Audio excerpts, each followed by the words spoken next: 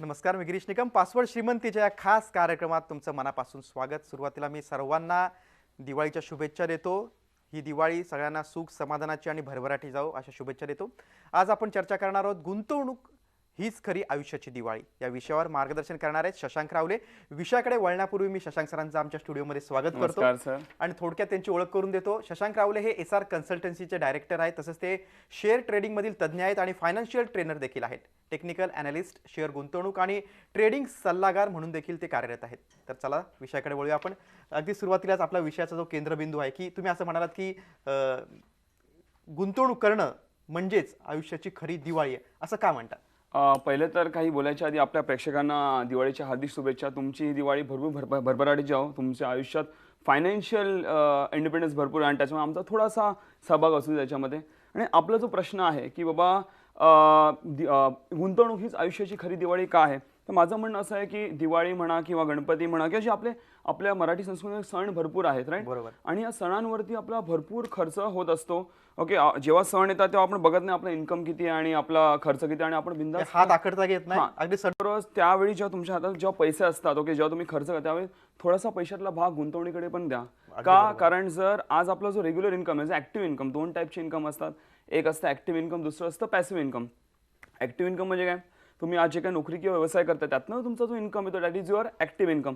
Active income जर तुम्ही खर्च करत गेला, गुंतवणुका केल्या नाहीत, तर आज भली तुमची दिवाळी चांगली जाईल मानतो मी, पण उद्या जाऊन तुमची दिवाळी कदाचित म्हणा ना थोडीशी थंडावू शकते. का? कारण जर तुम्ही गुंतवणुका प्रॉपरली पॅसिव्ह इन्कम डेव्हलप नाही केलं, आज आपण ऍक्टिव्ह आहोत म्हणजे म्हणा ना हातपाय आपले ठीक आहेत, पण देऊ ना करू आपल्याला फिजिकल किंवा मेंटल किंवा काही डिसेबिलिटी आली किंवा आपण हयात नसू आणि त्यावेळी आपल्या फॅमिलीची दिवाळी ही चांगली झाली पाहिजे. त्यामुळे योग्य त्या गुंतवणुका करणं भरपूर गरजेचं आहे. आणि गुंतवणुका करताना आपण पहिली गोष्ट तुम्हाला सांगू, गुंतवणुका तर सोडा, आपली माणसं, मी पहिले मराठी माणसं, त्यांना म्हणता ना सेव्हिंग करणं पण मुश्किल होतं. तुमचा पगार पाणी किती असो पण म्हणता ना पैसा आपल्याकडे राहत नाही. का? कारण आपण पहिले खर्च करतो, नंतर वाचलेले आपण सेव्हिंग आणि गुंतवणुकीचा प्रयत्न करतो, पण ते वाचतच नाही. का? कारण आपले तेवढेच खर्च असतात. तर माझं म्हणणं असं आहे, जे वॉरन बफे म्हणतात, जे जगातले 3ऱ्या नंबरची श्रीमंत व्यक्ती आहे, जी म्हणते की first save, invest and then spend. उदाहरण का, तुमचा पगार समजा 20,000 असेल, त्यात मी बोलतो 5-6 हजार साईडलाच काढा. बरोबर. पहिले पैसे वाचवा, मग गुंतवणूक करा आणि नंतर मग स्पेंड करा. तरच तुम्ही तुमच्या आयुष्यात फायनान्शियल इंडिपेंडन्स लवकर घेऊ शकता. आणि ते गुंतवणूक करताना अनेक लोक मग काय तर FD कडे जातात, फिक्स्ड डिपॉझिट. तर फिक्स्ड डिपॉझिट वगैरे हे भरपूर जुनं झालंय. ओके, तर फिक्स्ड डिपॉझिट माझ्या हिशोबाने करू नये.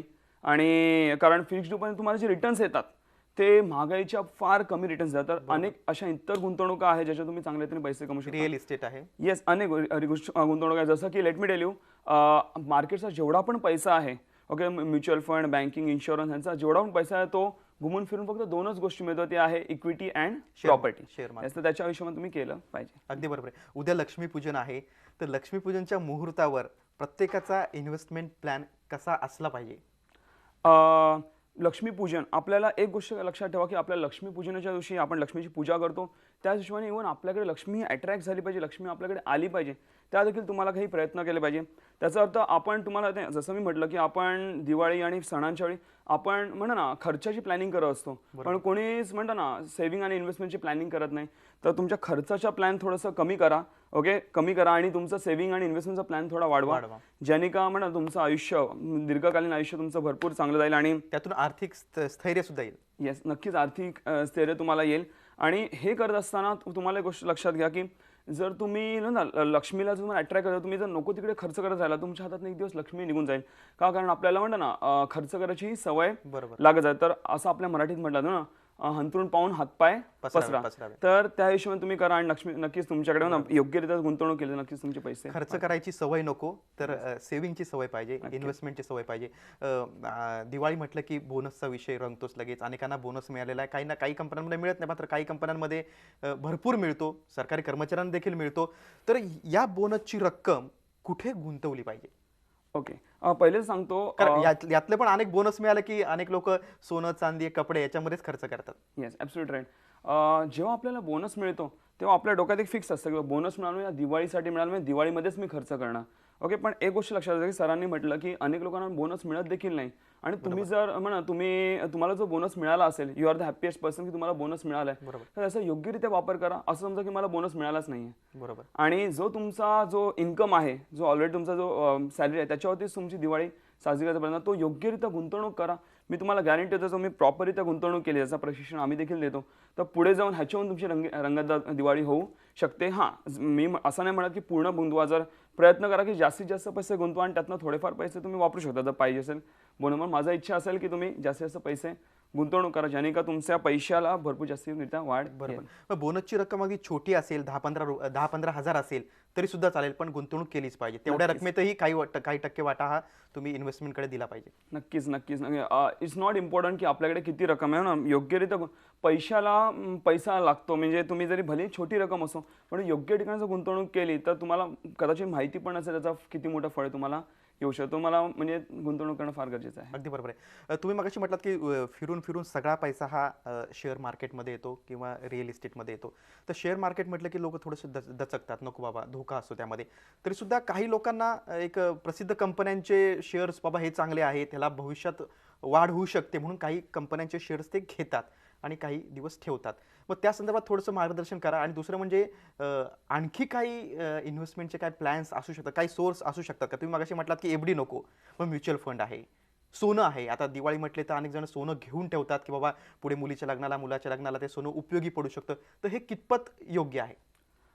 पहिलं तर एक गोष्ट मला सांगायची वाटेल की जर तुम्ही शेअर बाजारामध्ये गुंतवणूक करायला घाबरत असाल, तर जसं मी आधी म्हटलं की म्युच्युअल फंड, इन्शुरन्स, बँकिंग म्हणजे तुम्ही पैसे ठेवतात, ओके, कमी रिस्क आहे म्हणून. अरे बाबा, ही लोक कुठे टाकतात? ही लोक तर इक्विटी आणि प्रॉपर्टी ह्या दोनच मार्केट गोष्टी आहेत ज्याच्यामध्ये पैसा टाकतात. मेन तिकडनंच पैसा बनतो. तर तुम्ही डायरेक्टली का नाही टाकू शकत? जर तुमच्या पैशावर दुसरे म्हणजे हे मीडिएटर्स रिस्क घेऊन टाकू शकतात, तुम्ही स्वतःचे पैसे स्वतः का नाही टाकू शकत? आणि शेअर बाजाराचा सर्वात मोठा फायदा असा आहे की जर तुम्ही रिअल इस्टेट घ्यायला गेला तर आपल्याला लाखा, आणि जर मुंबईसारख्या तर करोडमध्येच बाता करावं लागतं, लाखो आणि करोडो. हजारांमध्ये आपल्याला प्रॉपर्टी येऊ शकत नाही. पण जर तुम्ही शेअर्समध्ये खरेदी केला तर तुम्हाला हजार काय म्हणा ना, काही रुपयांमध्ये 100, 200, 500 पण एक 2 शेअर येतात. तुम्हाला एकदम कमीत कमी गुंतवणूक देखील तुम्ही ते शेअर इन्व्हेस्टमेंट तुम्ही चालू करू शकता. त्याचं तुम्हाला नक्कीच अप्रिशिएशन चांगलं मिळेल. आणि जे सरांनी विचारलं बाबा किती कालावधीसाठी ठेवायचं, जर तुम्ही गुंतवणूक करत असाल, ओके, जर ट्रेडिंग करत असाल तर तुम्ही 1-2-4 दिवस ठेवले, 1-2 दिवस ठेवले, आजच्या ट्रेडिंग चालेल. पण जर गुंतवणूक करत असाल तर कमीत कमी 3 ते 4 वर्ष तुम्हाला इन्व्हेस्टेड राहायचंच आहे.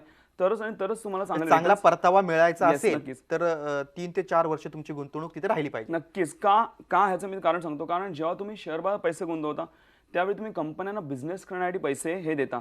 जर तुम्ही बिझनेस करायला दिलेले पैसे जर 5-6 महिन्या, वर्षभराच्या आत काढून घेतले तर कंपनी त्या पैशाचा प्रॉपरली रोलिंग नाही करू शकणार, प्रॉपरली बिझनेस नाही करू शकणार, प्रॉपरली प्रॉफिट करू शकणार, आणि तुम्हाला देखील काही प्रॉफिट्स देऊ शकणार नाही. म्हणून त्यांना बिझनेस करण्यासाठी, रोलिंग करण्यासाठी टाइम दिला पाहिजे. म्हणून कमीत कमी 3 ते 4 वर्ष तुम्हाला इन्व्हेस्टेड राहायचं. अगदी बरोबर आहे. आता मला सांगा की सोन्याकडे वळूया आपण. दिवाळी म्हटले तर अनेक जण सोनं खरेदी करतात, तर सोन्यामधली गुंतवणूक कितपत किफायतशीर आहे?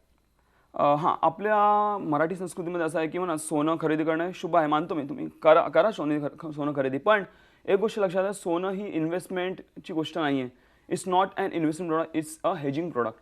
हे हेज करण्यासाठी वापरलं. आता हेजिंग काय असतं हे तुम्हाला थोडक्यात सांगतो मी. हेजिंग म्हणजे समजा उदाहरण का मी 2 ठिकाणी 10,000 रुपये टाकलेत. एका ठिकाणी 2 रुपये म्हणजे कमी झाले, लॉस झाला, दुसऱ्या ठिकाणी 2 रुपये वाढतात. दुसऱ्या ठिकाणी 2 रुपये कमी झाले तर एका ठिकाणी वाढतात. म्हणजे no loss no profit is known as hedging. तर गुंतवणूक हे हेजिंग म्हणजे गोल्ड हे हेजिंग करण्यासाठी वापरला, त्याच्यामध्ये गुंतवणूक केली जाते. म्हणजेच it's hedge to inflation and hedge to economy. हे काय असतं हे आमच्या प्रशिक्षणामध्ये आम्ही पूर्ण डिटेल्समध्ये प्रॉपरली सगळं शिकवतो त्यांना. पण जर तुम्ही हेजिंग करायला वापरत असाल तर तुम्ही सोनं हे तुमच्या ओव्हरऑल पोर्टफोलिओ मॅक्झिमम 5 ते 8% सोन्याचा हिस्सा असला पाहिजे. असं भरपूर जास्त सोनं घेऊन काही फायदा नाही. त्याच्यामुळे सुद्धा तुम्ही ज्वेलरी वगैरे म्हणजे जर तुम्हाला घालायचं असेल तर ठीक आहे घेऊ शकता. पण जर तुम्हाला गुंतवणूक करायची आहे तर तुम्हाला ज्वेलरी वगैरे घेऊन काही फायदा नाही. तुमच्याकडे 100 रुपये असतील तर त्यातले 10 रुपये फक्त तुम्ही सोन्यामध्ये मॅक्झिमम, बाकीचे पैसे तुम्ही इतर क्षेत्रात गुंतवा. येस बरोबर. म्हणजे पण आपल्या पिढ्यानपिढ्या आपल्यावर असं बिंबवण्यात आलंय की बाबा सोनं ही सुरक्षित गुंतवणूक आहे, कुठेही त्यात लॉस नसतो, सुरक्षित असतं, असंच आपल्याला बिंबवण्यात आलेलं आहे. पण ते चुकीचं असं तुम्ही सांगताय. हां, कारण एक गोष्ट सांगा, जे पूर्वी ज्ञान अवेलेबल आजच्या डेटमध्ये आजच्या यंगस्टर्सना माहिती असेल, जे पूर्वीच्या लोकांना जे माहिती नव्हत्या अनेक गोष्टी आज आपल्याला कळलेल्या आहेत. जर भलेही ती प्रथा चालत आहे ह्याच्या अर्थ असं नाही ती प्रथा बरोबर आहे किंवा चुकीची आहे. माझ्या हिशोबाने सोनं म्हणा एक सर्टन एक्सटेंटपर्यंत ठीक आहे. आता जर थोडासा विषयांतर करायचं म्हटलं तर पूर्वी असं म्हटलं जायचं की बाबा माझी गावी जमीन आहे, ओके, म्हणजे मी म्हणतो ना एकदम वेल सेटल आहे, पण मी त्याच्या विरोधात आहे की गावी जमीन म्हणजे जर तुमचा शेतीवाडी वगैरे असेल त्याच्यावर तर ठीक आहे, पण नुसतीच जमीन घेऊन ठेवली आहे तर तुम्हाला एवढं अप्रिशिएशन मिळत नाही. त्या बदली तुम्ही जर डेव्हलपिंग सिटीजमध्ये डेव्हलपिंग एरियाजमध्ये जर जमीन घेऊ शकता किंवा प्रॉपर्टी घेऊ शकता, तुम्हाला भन्नाट अप्रिशिएशन मिळतं. तर कालांतराने जसं इकॉनॉमी चेंज होते, जसं म्हणा सगळ्या गोष्टी चेंज होतात, तसं आपले विचार देखील बदलले पाहिजे, तरच आणि तरच आपण आयुष्यात पुढे जाऊ आणि आपण जे म्हणा ना 21व्या शतकात जे म्हणा जे आधुनिक युग आहे त्याच्याबरोबर आपण चालत राहू. अगदी बरोबर आहे. म्हणजे पेराल तसं उगवतं. नक्कीच. योग्य ठिकाणी पेरलं तर नक्कीच ते भरघोस उत्पन्न मिळू शकतं. नक्कीच. आणखी काय मुद्द्यांवर अगदी सखोलपणे चर्चा करायची आपल्याला, मात्र एका छोट्याशा ब्रेक नंतर. पासवर्ड श्रीमंतीच्या खास कार्यक्रमात इथं घेऊ एक छोटासा ब्रेक. पाहत राहा झी 24 तास, रहा एक पाऊल पुढे. पासवर्ड श्रीमंतीच्या खास कार्यक्रमात ब्रेक नंतर आपलं पुन्हा एकदा स्वागत. गुंतवणूक हीच खरी तुमच्या आयुष्यातील दिवाळी या विषयावर आपण चर्चा करतोय. ट्रेडिंग एक्सपर्ट शशांक रावले आपल्याला मार्गदर्शन करतायत. शशांक सर, ब्रेकला जाण्यापूर्वी तुम्ही अगदी बेसिक सांगितलं होतं की गुंतवणुकीचं महत्त्व तुम्ही विशद केलं होतं.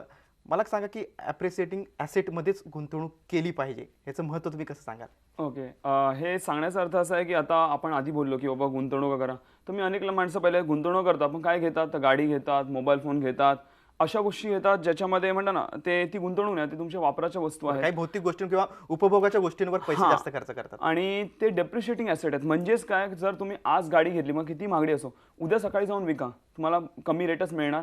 मोबाईल आज नवीन घ्या, ब्रँड न्यू घ्या, उद्या सकाळी जाऊन विका कोणाला, त्याच माणसाला जाऊन विका, तो तुम्हाला म्हणा पण 10-15-20% तुम्हाला कमी रेटच मिळणार. तर ठीक आहे, ह्या गोष्टी पण घेतल्या पाहिजे, मान्य आहे, पण त्याच्याबरोबरच किंवा किंबहुना त्याच्याहूनही जास्त तुम्हाला अप्रिशिएटिंग ॲसेट्स म्हणजे अशा गुंतवणुका ज्यामध्ये तुम्हाला पैसे टाकल्यावर काही वर्षांनी पैसे वाढलेले दिसतील, त्याच्यावर गुंतवणूक करणं भरपूर गरजेचं आहे. आणि तरच तुम्ही म्हणा ना महागाईला बीट करून तुम्ही चांगले रिटर्न्स मिळू शकता. उदाहरणार्थ असं आपण म्हटलं इक्विटी प्रॉपर्टी आहे, काही प्रमाणामध्ये हेजिंगसाठी गोल्ड आहे आणि इतर गव्हर्नमेंटचे बॉन्ड्स आहेत किंवा अनेक गोष्टी आहेत ज्यामध्ये आम्ही आमच्या प्रशिक्षणामध्ये सांगतो कसं कुठे कुठे गुंतवायचे.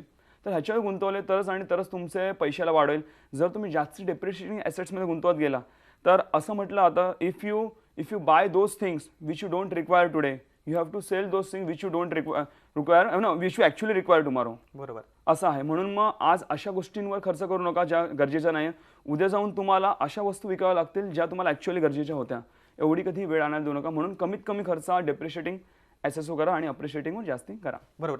मग अशा खर्चावर नाहक जिथे आपले पैसे जातात, नाहक खर्च होतो की त्या गोष्टींवर खूप मोठ्या प्रमाणात पैसे खर्च करण्याची गरज नसते, पण तरी खर्च केला जातो. मग अशा खर्चावर नियंत्रण कसं ठेवायचं?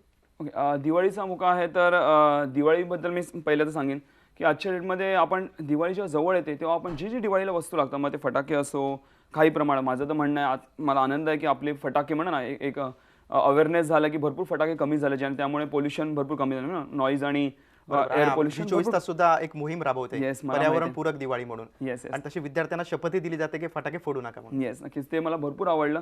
त्यामुळे भरपूर प्रमाणात फटाके मिळेल. पण थोडंफार जो मी घेत असाल फटाके म्हणा किंवा कपडे म्हणा किंवा इव्हन लायटिंगचं सामान, तर माझं म्हणणं असं आहे हे पेरिशेबल आयटम नाही, तुम्ही 1-2 महिने आधी घेऊ शकता. तर त्यावेळी माझ्या हिशोबाने कदाचित तुम्हाला थोडं स्वस्त मिळतील. जर ऐन दिवाळीला जर तुम्ही घ्यायला गेला तर तुम्हाला ह्या सगळ्या गोष्टी महाग मिळतील.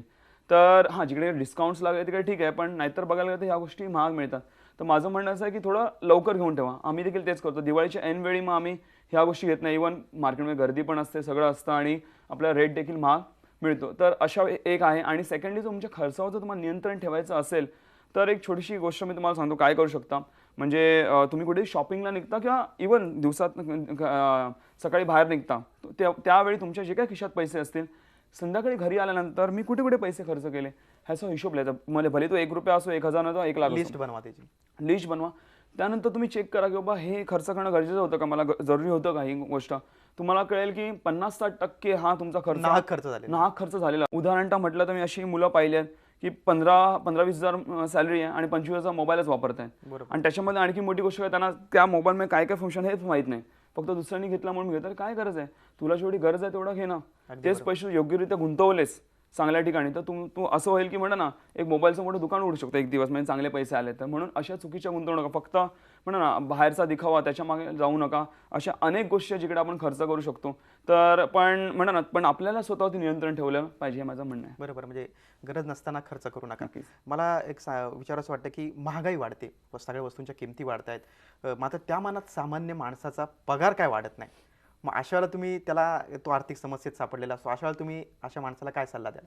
आपला जो पगार आहे तो ॲक्टिव्ह इन्कम आहे. जसं मी आधी म्हटलं की ॲक्टिव्ह इन्कम हा महागाईला कधीच तोड देत नाही. जर महागाई 12, 13, 14% वाढते. जर फूड इन्फ्लेशन म्हटलं तर कमीत कमी म्हणजे खाण्यापिण्याच्या वस्तूंचे भाव कमीत कमी दर वर्षाला 15% हे वाढत आहे.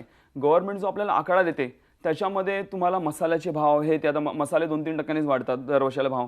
हे सगळ्याचं इन्क्लूड करून तुम्हाला तो ॲव्हरेज दिला जातो. मला सांगा तुम्ही 1 किलो भाजीमध्ये 1 किलो मसाला टाकणार का? नाही ना. पण मसाल्याचा ॲव्हरेज घेतला जातो ज्याने का तो ओव्हरऑल ॲव्हरेज कमी आहे. पण खरोखर बघायला गेलं तर फूड इन्फ्लेशन हा जवळपास 14-15% कमीत कमी वाढत आहे आणि एका सामान्य माणसाचा पगार 6-7 मॅक्झिमम 8% वाढतो. बरोबर. जवळपास तुमचा गॅप 3-4-5% गॅप हा राहतो. दर वर्षाला भले तुमचं इन्कम वाढतं दर वर्षाला तुमची जी पर्चेसिंग पॉवर आहे ओके ती कमी होत जाते. तर हे न होण्यासाठी तुम्ही काय करा, जेवढा जास्तीत जास्त लवकर पॅसिव्ह इन्कमने तुमचं घर चालवायला सुरुवात कराल तेवढं जास्ती बरोबर होईल. का? कारण पॅसिव्ह इन्कम म्हणजे आम्ही जिकडे गुंतवले पाहिजे मे बी ते शेअर बाजार असो, प्रॉपर्टी असो किंवा इतर ठिकाणी असो, जसं महागाई वाढते तसं त्यांचं रिटर्न्स पण वाढत जातात. म्हणून ते महागाईला बीट करू शकता आणि जशी यावर्षी तुम्ही दिवाळी सेलिब्रेट केली तशीच तुम्ही आयुष्यभर चांगली दिवाळी सेलिब्रेट करू शकता असं मला म्हणणं आहे. क्या बात आहे. तुम्ही मगाशी म्हटलात की पैशाकडे अट्रॅक्ट होतो. तर आता आपण शेअर मार्केटमध्ये जाऊया कारण शेअर मार्केटमध्ये सगळा पैसा येऊन तिथं थांबतो. मग शेअर मार्केटमध्ये गुंतवणूक करत असताना किंवा ट्रेडिंग करत असताना किंवा मग करन्सी मार्केट आहे ह्याच्यामधला कुठला पर्याय हा सामान्य गुंतवणूकदारासाठी जास्त फायदेशीर ठरू शकतो की कमी काळात त्याला जास्त फायदा होऊ शकतो? पहिले जसं सरांनी म्हटलं पैशाला वाढवतो. तर लेट मी टेल यू, तुम्ही पैशाच्या मागे वळू नका. पैशाला काम करायला लावा. You don't work for money, late money works for you.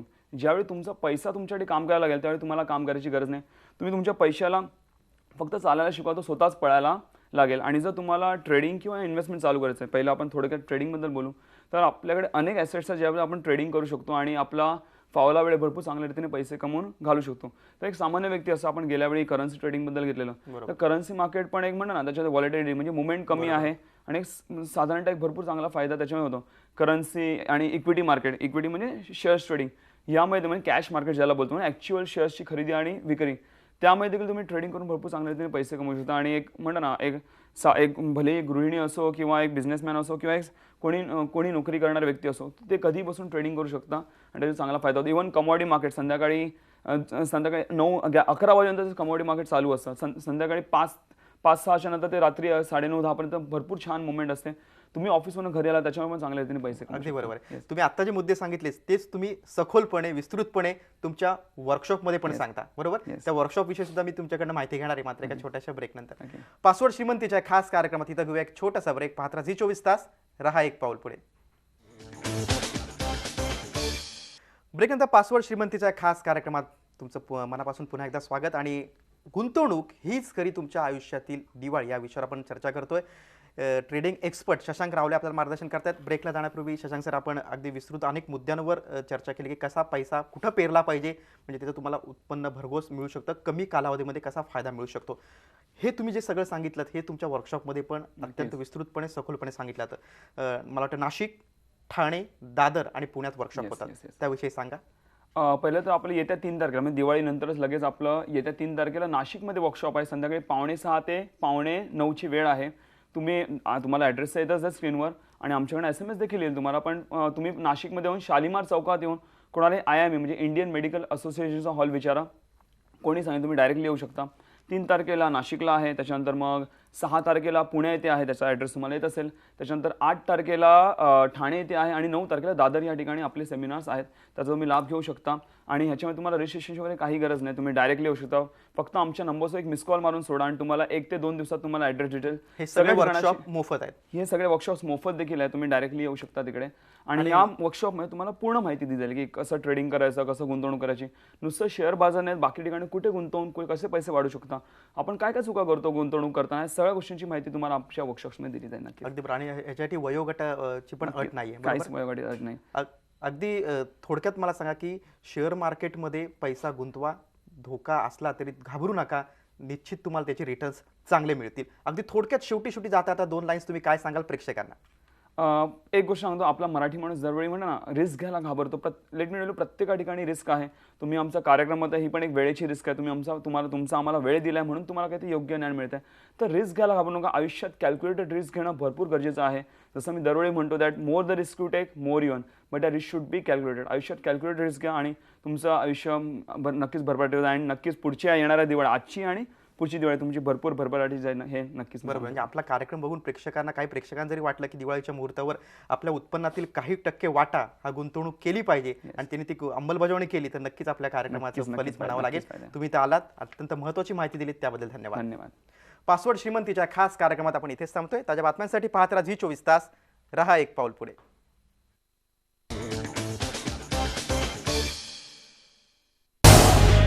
Zee 24 तास रहा एक पाऊल पुढे.